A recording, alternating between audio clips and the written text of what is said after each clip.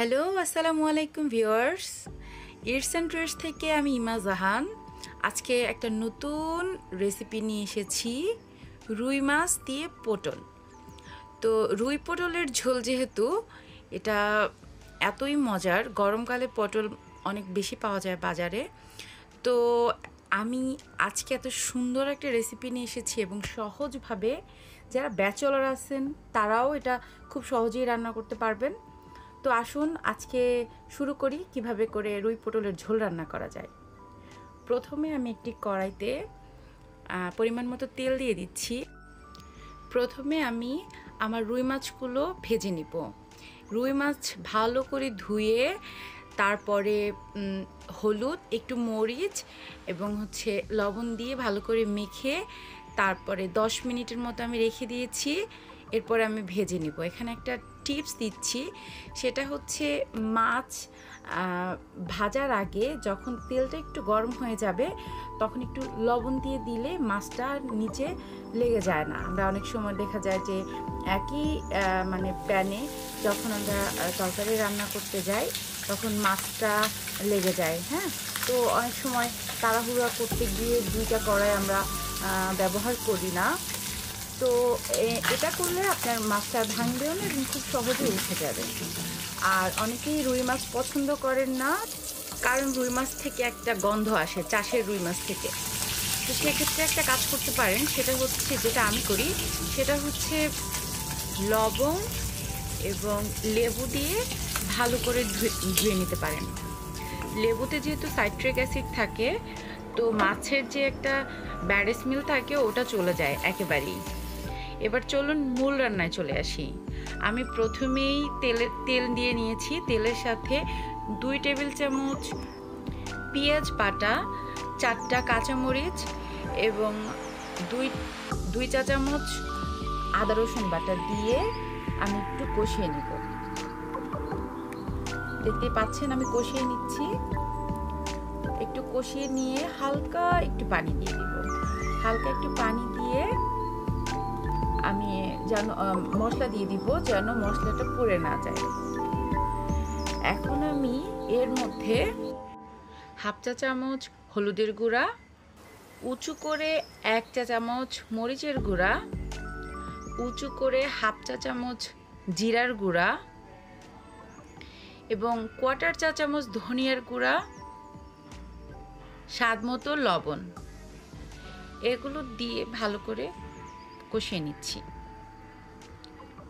এটা ভালো করে একটু কষাতে হবে, কারণ মশলার ঘ্রাণটা যেন না থাকে। মশলার ঘ্রাণ যদি থাকে তাহলে কিন্তু তরকারি থেকে একটা গন্ধ আসে, যেটা আসলে খেতে গেলে আপনার ভালো লাগবে না।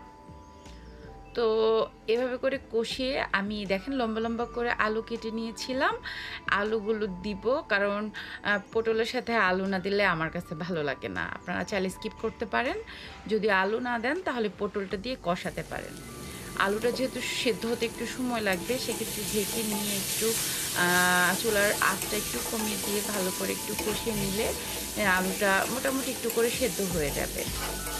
এরপরে আমি এর ভিতরে পটলগুলো দিয়ে দিব।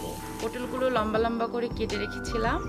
আপনারা চাইলে মাঝখান থেকে কেটে দিতে পারেন। আমি একটু লম্বা করেই ভালো লাগলো আমার কাছে, তাই আমি এইভাবেই করেই দিই।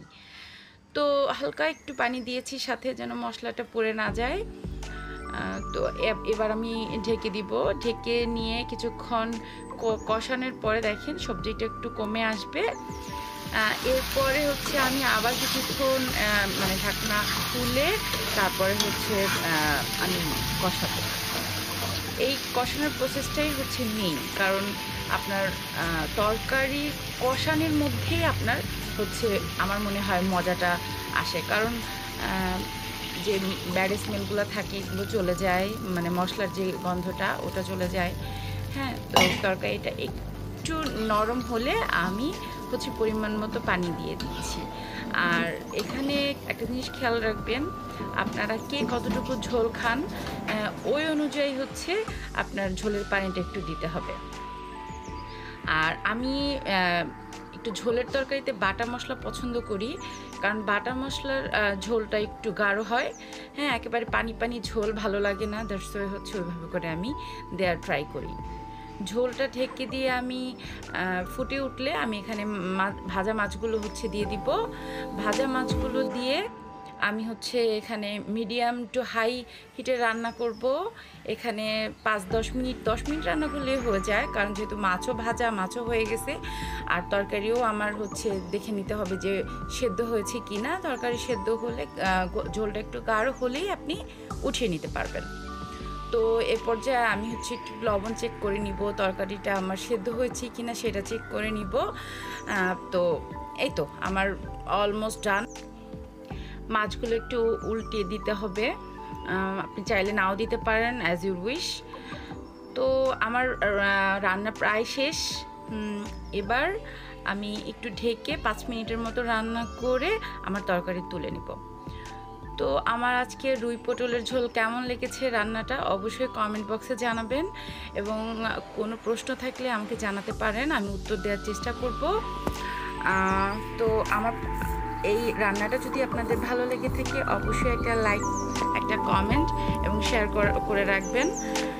তো আজকের মতো এখানেই বিদায় নিচ্ছি। আমার আউটলুকটা দেখুন, আবার কোনো রেসিপিতে দেখা হবে। আসসালামু